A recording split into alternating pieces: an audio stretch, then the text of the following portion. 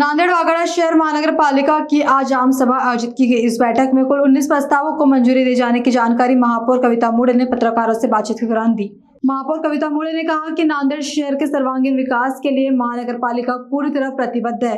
वहीं सदन में विपक्ष की ओर से किए गए हंगामों को लेकर भी उन्होंने सख्त रुख अपनाया है। महापौर ने बताया कि हंगामा करने वाले विपक्षी सदस्यों के खिलाफ नियमानुसार कार्रवाई की जाएगी। नांदेड शहराच्या विकासासाठी जवळपास जे आवश्यक आहे, रस्त्याचं असो किंवा इतर जे सगळे आवश्यक विषय आहेत ते सगळे विषय आपण या जीबीमध्ये घेतलेले आहेत। ते देणारही होतो।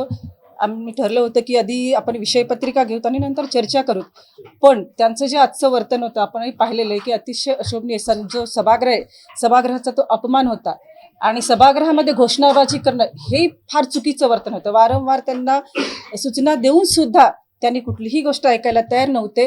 सभागृहाचा अपमान झाला आणि त्यांचं जे विषयपत्रिका केली त्या विषयपत्रिकेचा सुद्धा त्यांनी अपमान केला आणि बहिष्कार केलेला आहे। शिस्तभंगाची कारवाई आम्ही करणार होतो, पण त्यांनी बाहेर निघून गेलेत। ते नाही झाले। आमचं जेव्हा विषयपत्रिका चालू होती तेव्हा चर्चा झालेली होती सगळ्यांची।